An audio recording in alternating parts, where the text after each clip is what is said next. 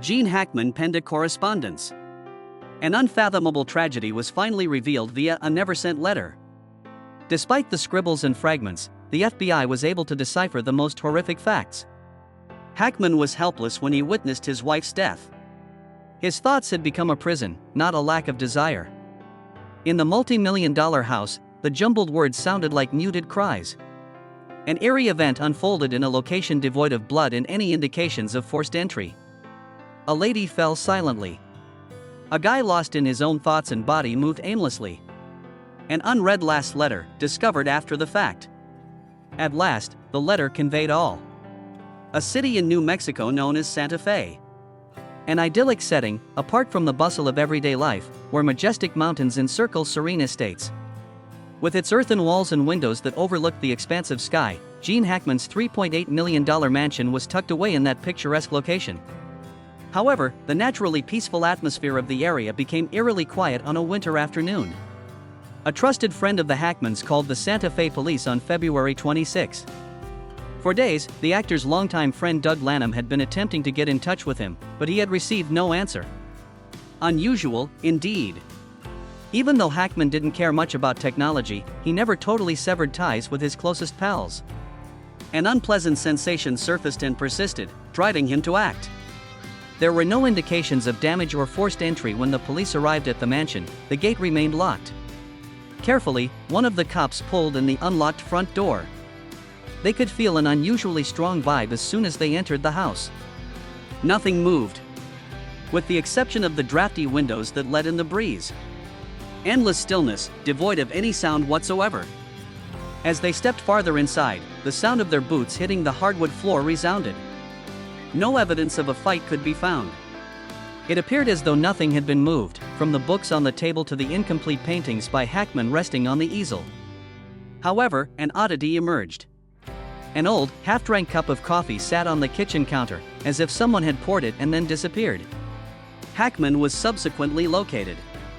He lay on the floor of a cramped room close to the kitchen, his cane and sunglasses at his side. He appeared calm on the outside, but his half-closed eyelids gave the impression that he had died of shock, which is hard to fathom. However, the police officers were taken aback by more than just that. In the next restroom, Hackman's wife Betsy Arakawa lay still as well, not over 20 feet away. No one had broken into the residence or shown any evidence of fighting. The only thing missing was the haunting stillness that pervaded the room. Why was this not reported? How could this have gone unnoticed? In a low voice, one of the detectives spoke to his partner. They immediately recognized the most concerning aspect. This hacker had no cell phone. Technology has never been Hackman's cup of tea. Handwritten letters, in-person meetings, and a minimalist lifestyle maintained his loyalties as the world was engrossed with cell phones, social media, and text messaging. His lifelong pal Tom Allen also revealed later on, however, an unforeseen catastrophe befell Hackman as a result of that simplicity. The seriousness of his wife Betsy's illness may have slipped Hackman's mind after the event on February 11th. Either he was trying to assist her or he was utterly oblivious to all that was going on. Hackman had a fuzzy world due to his late-stage Alzheimer's disease, in which the past may become the present and the present could fade into oblivion, and time and events could blend together. Whatever may have happened if Hackman had a phone, an urgent call, a text message, or simply the incorrect number could have been catastrophic. Time seemed to fly by in that alone place. The police started piecing together what had happened. On February 11th, Betsy emailed a friend, but thereafter, she vanished without a trace. After 5:15 p.m. that day, she remained completely silent, not responding to emails or texts and making no public appearances. Even Hackman's business acquaintances and friends began to notice an odd quiet in the days that followed. I texted Gene, and Doug Lanham remembered. Received no reply. I figured he was probably painting or relaxing someplace since I phoned him, but I knew he didn't have a phone. However, my anxiety level rose as time passed. Not a single email was ever opened by Betsy. It was as if time stood still for this renowned pair, and no one else was paying attention. Last but not least, there was a subtle indication that went unnoticed until after the fact. On his desk lay a note penned by Hackman in a jumbled hand. Neither the address nor the letter were full. It seemed like Hackman was trying desperately to document what he was seeing but couldn't quite make sense of. It was almost like a monologue. Could he have known his wife was missing? The detectives wanted to know. Did he realize how alone he was? Was the letter a desperate plea for assistance that he was unable to deliver? Regardless of the response, this letter prompted a more significant inquiry. In Gene Hackman's last days, what actually transpired? Unnoticed and unattended, a catastrophe played out. After all the doors had been unlocked, there was nothing left but fragments of a tale that had never been resolved. The 11th of February, a typical day in Santa Fe. Winds whipped across the classic red dirt roads of New Mexico as the temperature dropped. Starting her day with a routine trip to the farmer's market to pick up pet food, Betsy Arakawa headed out the door at the crack of dawn. She would return home in the late afternoon. No one could have foreseen that these were the last remnants of her existence on that ordinary, tranquil day. Santa Fe Farmer's Market opens at 9 in the morning. On a frequent basis, Betsy would take her silver Lexus to the farmer's market to stock up on fresh food for her family. The sellers here knew her, a little 61-year-old woman who exuded grace in her understated attire. Betsy appeared quite normal, according to her friend Nancy Wells, who was also in the market that day.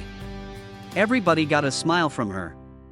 Selected some apples and a handful of greens. I went so far as to ask her if Gene would eat veggies. She simply smiled and responded that he liked her vegetable soup. There was nothing out of the ordinary, nothing that would indicate this would be her final visit to this market. 11:30 a.m. Pet Supply near Santa Fe's downtown, Betsy popped into a little pet store. She was quite particular about what her 2 golden retrievers ate as they were family pets. Betsy purchased a bag of premium food along with a few goodies, as the store clerk recalled afterwards. Even if these things weren't very noteworthy, her sudden exit was still peculiar. A seemingly ordinary individual vanishes into thin air. At the gate of the house came to a halt the silver Lexus. There was no unusual activity captured by the security cameras in the vicinity. There was no indication of trespassing or trespassers in the area. All communication with Betsy ended the second she opened the door and brought the luggage inside. Betsy received an email invitation to a weekend art show from a friend on February 12. Received no reply. A concerned neighbor texted her on February 14 to see how she was doing. I got no response. There has been no activity in Betsy's bank account since her farmer's market purchase as of February 16. Her absence was felt. The days that followed were eerily quiet, but nobody took notice since Betsy and Gene Hackman were so reclusive. Simply put, their acquaintances assumed the pair needed some alone time. Within the peaceful home, disaster had befallen everyone unawares. On February 26, the police discovered Betsy's lifeless corpse in the restroom. No traces of an assault were present. No doors were smashed, and nothing was moved. Nothing indicates a fight, there is no blood, no damage. Her lifeless form lay there, as if she had just passed out. The coroner's findings corroborated her return home on February 11, which occurred around 2 weeks before her body was discovered. Everyone was astonished at the reason of her death, though. Unlike a 61-year-old, Betsy did not die of a heart attack, stroke, or any other natural reason. Hantavirus pulmonary syndrome, an exceedingly uncommon and potentially fatal illness spread by rat droppings in urine, was the cause of her death. A potentially fatal infection, hantavirus, can trigger a condition known as severe respiratory distress syndrome. Viruses can be transmitted from rodents by direct contact with their saliva and urine or by breathing in dust particles that contain viruses from their droppings. Betsy had already suffered serious lung damage from the fast progression of the disease when the coroner discovered hantavirus in her respiratory system. The sickness might have been developed in the days leading up to her death, according to medical experts. This could have happened when she was cleaning the storage room or was gardening and accidentally came into touch with mouse droppings. The worst part is that the signs of this disease might not be obvious until it's advanced. Perhaps Betsy felt sick upon returning home, but she chalked it up to a typical cold. After using the restroom, she may have felt short of breath and found herself unable to summon assistance. Nobody had come to her aid. Got no way to contact 911 in case of an emergency. She had no hope of surviving. Even though the police knew exactly what killed Betsy, they still had a lot of unanswered questions. Why didn't Hackman contact the authorities or ask for assistance? Was he aware of what had transpired, or was he utterly bewildered by Alzheimer's? Could Hackman's letter have been an attempt to convey his confusion over what he saw? Hackman, Betsy's husband of many decades, may not have understood or been able to do anything to rescue her, and the only certainty was that she had died in complete loneliness. A fatal virus, an uncommon condition, and days of quiet marked her death. There was no murder, no perpetrator, and no weapon. Why, though, would the FBI become involved if this was only a singular tragedy? Hackman and his last letter hold the key. There was an unsettling stillness about Gene Hackman's estate. His wife and he were both found dead, and the police initially assumed it was a case of old age. The FBI became engaged, however, because of one detail. The desk of Hackman was bare with an unsent letter. There wasn't a discernible pattern to the crumpled, scrawled sheet of paper. Compared to Hackman's precise and strong style when he was healthy, the handwriting was completely different. John Whitaker, a special agent, recounted his emotions upon first reading the letter. This wasn't your average letter. The writer was so absorbed in his own thoughts that he made an effort to communicate, but it was futile. Even though he used to be exceedingly perceptive and in command of every circumstance, Hackman now appears to be too disoriented to coherently express himself. The disorganized, garbled writing on the page made it seem like he was grasping for a reality that was fading away. The investigators were sent shivers down their spines by the initial phrase. Betsy feel chilly. Does she see Micey, both in person and in metaphor? In his fading recollection, was Hackman implying that his wife had died, or was he only describing the physical separation between them? Even though the coroner found that hantavirus was the biological cause of Betsy's death, the FBI seemed unconcerned about it. At that moment, Hackman understood it. It would indicate that Hackman knew his wife had died if this letter was written before he passed away. Remained silent about it. Why? It's possible that his sense of time perception was impaired by Alzheimer's disease. I suppose he was confused about how to summon assistance. Maybe he was so bewildered that he believed she was alive. The alternative is that he was aware of her absence but refused to face reality. An elderly, isolated guy pleading for assistance in a letter he didn't quite comprehend was one of many bizarre situations that the FBI had handled. It was a chilling tale. The subsequent statement inside the correspondence further heightened the air of secrecy. I can't access Zina. So, who was Zina anyway? Someone from your family? Not a real name? Anything that Hackman drew fear from? No one called Zina was found during the FBI's early investigation into anybody associated with Hackman and Betsy. There were no safes, locked areas, or indications that Hackman was concealing anything in the home. This was all until a young investigator named Rachel Monroe had a breakthrough. As a person, Zina may not exist. Upon returning to the residence for a second look, they discovered a little cat named Zina had been kept in the basement for days. Seriously dehydrated, the cat was emaciated. It seemed to have accepted its destiny. It made no noise and made no attempt to flee. The cat wasn't crucial, though. The larger question was, Hackman locked it up for what reason? Could he recall carrying it out? Was he so distraught at his wife's death that he locked it up? Even though the police determined that the storage room posed no threat, Hackman, a man whose mental faculties are deteriorating, may have scared the cat into hiding out of fear for his safety. The last days of Gene Hackman were gradually pieced together by the FBI and neuropsychology experts. He was aware that Betsy had died, but his Alzheimer's had rendered him unable to comprehend or communicate the news. Fearing it might run away, he closed the cat Zina because he was worried, maybe from loneliness or uncertainty. He attempted to write the letter in an effort to comprehend the issue, but he was unable to articulate himself adequately due to mental confusion. Those who have cared for Alzheimer's patients know that the condition can eventually make it so the brain can't tell truth from delusion. Hackman may have continued to greet Betsy as if she were still present, oblivious to the fact that she had left the house. There was more to this letter than a scrap of paper with some scrawled phrases on it. It showed that a guy who had previously been famous for his brilliant mind was slowly becoming a recluse in his own house. The FBI hadn't planned to check into the case when they got the report from the local police, but something about the letter prompted them to reconsider. Did something else happen to Hackman, or was he only a victim of Alzheimer's? They started looking at every possible angle of the case again. Most recent emails from Betsy, most recent phone conversations from Hackman, and whether there are any surveillance cameras in the vicinity. There must be a way for them to comprehend the issue better. On February 12, the day after Betsy died away, they found an unanswered call from Hackman's landline. He had attempted to contact someone, but the conversation was abruptly ended after only 5 seconds. What number did Hackman dial? This was a mystery to the FBI. Could he understand what had transpired yet find no words to describe it? Alternatively, have their lives been secretly meddled with by someone? A man becoming more and more isolated in his thoughts might be the subject of the letter. Yet it may also be an important clue to a greater enigma. The FBI was aware that they couldn't draw any conclusions just yet, but they were certain of one thing. There was more to come. An obscured by shadowy nook lay a little wire container on the frigid floor of the Hackman home. Nobody knew it would hold a crucial piece of information until the detectives uncovered it. Sadly, Hackman's little puppy Zinna had passed away. Creature seemed to have been attempting to flee from the container for days, since its gaunt appearance, sunken eyes, and claws showed no indications of aggression or injuries. With a delicate motion, investigator John Whitaker stooped to open the door of the container. All eyes and nostrils turned up in horror at the smell of death. It wasn't Zinna's lifeless corpse that was terrifying, but the eerie stillness that followed.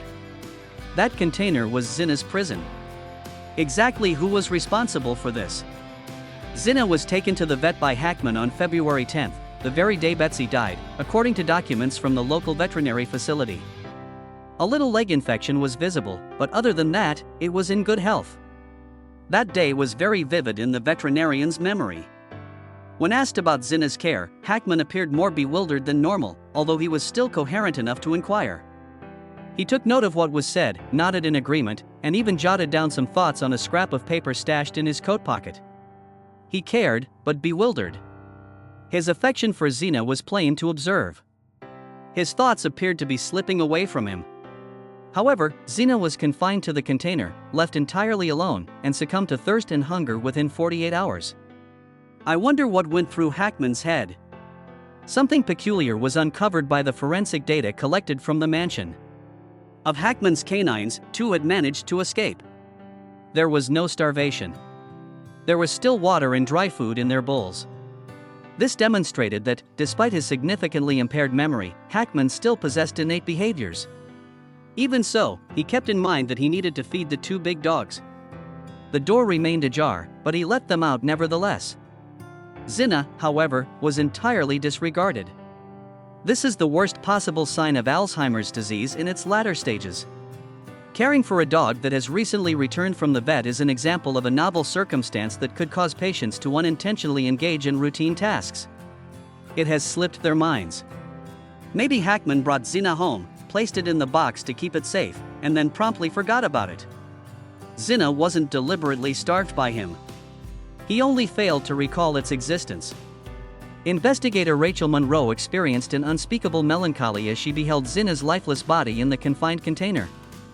This canine, it was cherished. When your thoughts betray you, love alone isn't enough. Maybe Hackman pet Zinna while holding it, but he promptly forgot the reason.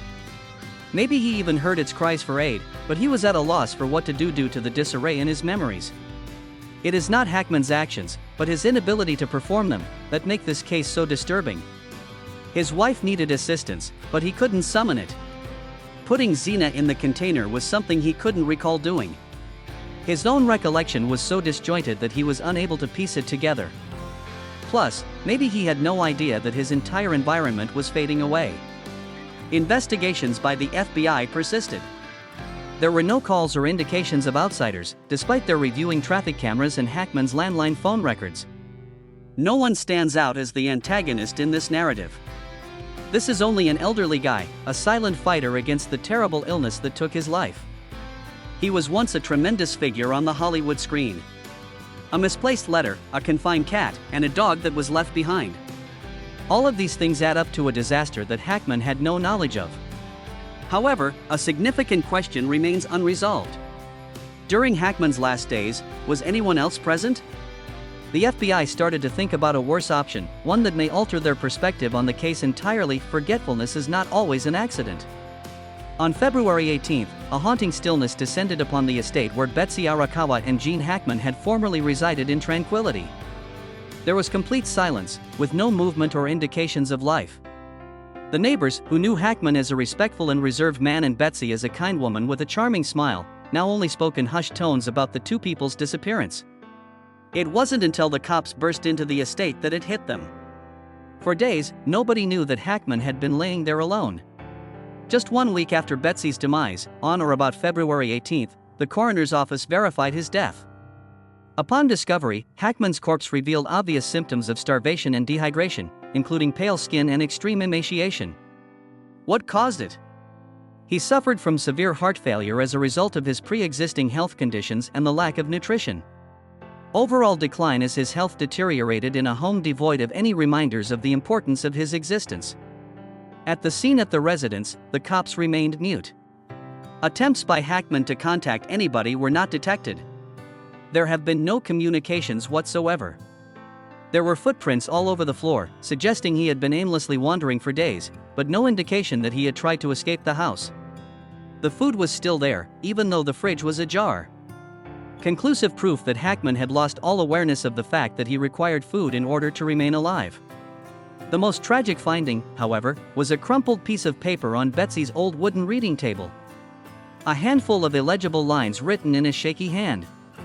Betsy feel chilly. The FBI chose to examine the mansion's remnants in order to piece together Hackman's last days. They found a string of steps that seemed to be repeating themselves, as if Hackman were stuck in a never-ending cycle. He made his way to the living area from his bedroom. Without removing anything, he opened the fridge. Standing at the front door, he gazed out, although he refrained from opening it. Going back to the bedroom, he carried on with the loop as if it were an unconscious habit. According to forensic psychiatrist Monroe's analysis, who had expertise in Alzheimer's cases, Hackman either failed to notice that his wife had disappeared or, if he had, his recollection of her passing was fading. He may have gone through the vacant rooms in search of her many times, but each time he lost track of her. This was the worst failure of Hackman's life. It wasn't death or isolation that killed him, it was the slow erasure of his most treasured memories. Even though Betsy died on February 11, Hackman couldn't place the date. After reviewing footage from nearby security cameras, the FBI determined that the home had been unoccupied since February 11. Hackman had remained there all by himself, utterly confused about the passage of time, as this assertion confirmed. His unconscious survival was confirmed by the evidence found in the residence. He may have poured himself a glass of water, but he completely forgot to drink it. Now it sits on the table, half full. The pages of a book that has not been turned remain open. An indication that the individual is attempting to concentrate but is becoming disoriented. Nearby, but unplugged, was the landline that he had been using. It is possible that Hackman failed to remember to contact assistance. What was left behind in the house told the tale of a man who slowly faded away in his own thoughts, not of a death. Among Hackman's possessions, the police discovered a slip of paper concealed within the book he was perusing. Barely anything, a single line. "Here I am, Betsy." Hackman penned that statement at an unknown time. Maybe before to the decline of his memory caused by Alzheimer's disease. Maybe right before the end, when a glimmer of Betsy's recollection emerged from the dense fog. At last, maybe he recalled everything, and maybe he was no longer disoriented. The murderer did not exist. The only things that might kill them were time, illness, and loneliness. Unsettlingly, neither Gene Hackman nor his wife spoke when they died. In a world where they were completely dependent on one another, when one of them died, the other quietly disappeared with them. Not only did Hackman's last letter hold the secret to discovering the truth, but it also reflected a tragedy that was worse than any crime. Perish isn't always the scariest thing,